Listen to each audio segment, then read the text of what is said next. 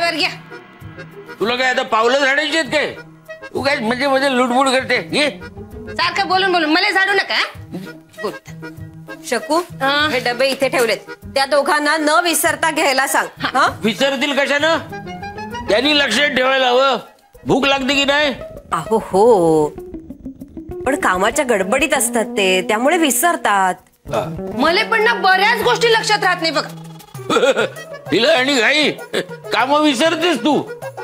मला बोलायचं नाही. काकू ह्यांना सांगून ठेवा. ए बाई, ते तुमचं तुम्ही बघून घ्या. हा काय ते, मला त्यात ओढू नको उगीच.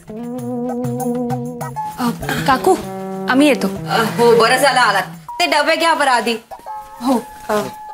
जय दादा, ते दाभोळकर साहेब नक्की काय म्हणले हे काल तुम्ही सांगितलं नाही.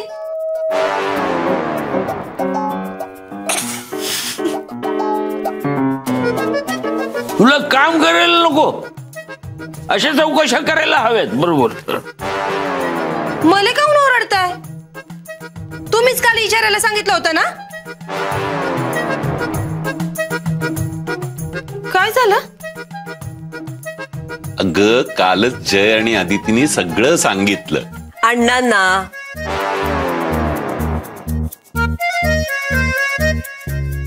हा पण अण्णांना नाही, काकांना विचारायचं होतं ना.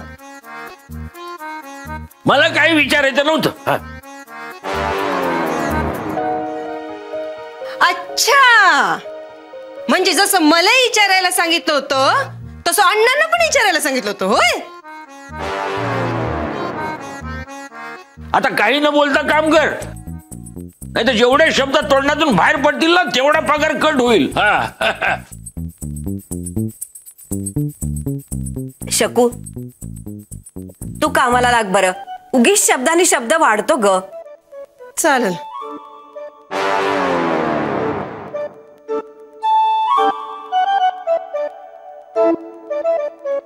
काका, आत्ता मला कळतंय आऊ तुमची मैत्रीण काय येते.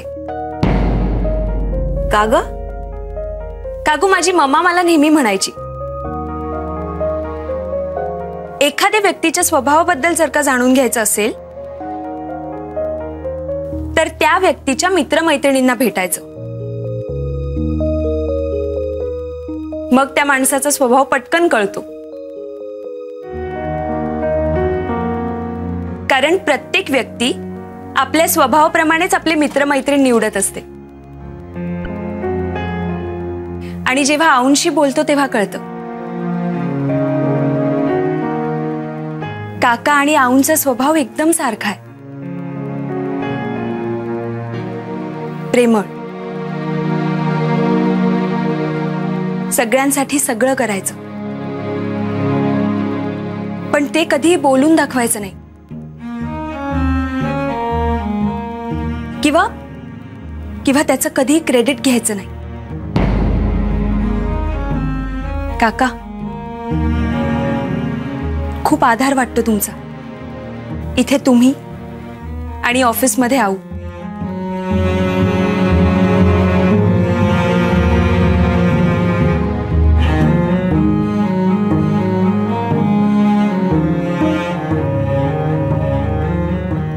काका, थँक्स.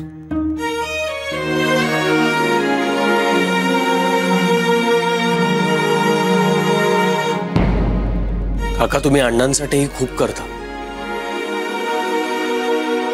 बऱ्याच वेळा बोलायचं मनात होतं पण बोलता आलं नाही. पण आज मनापासून बोलावं असं वाटलं.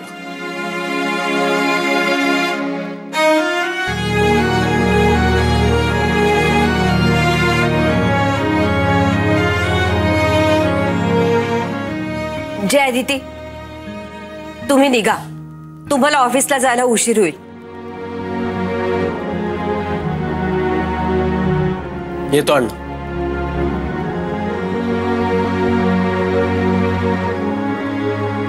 काका, येतो.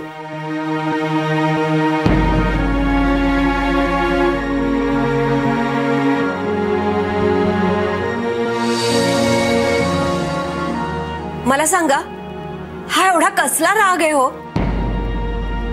ती दोघ जण एवढा बोलायचा प्रयत्न करतायत तुमच्याशी आणि तुम्ही मात्र. मी जरा वॉकला जाऊन येतो.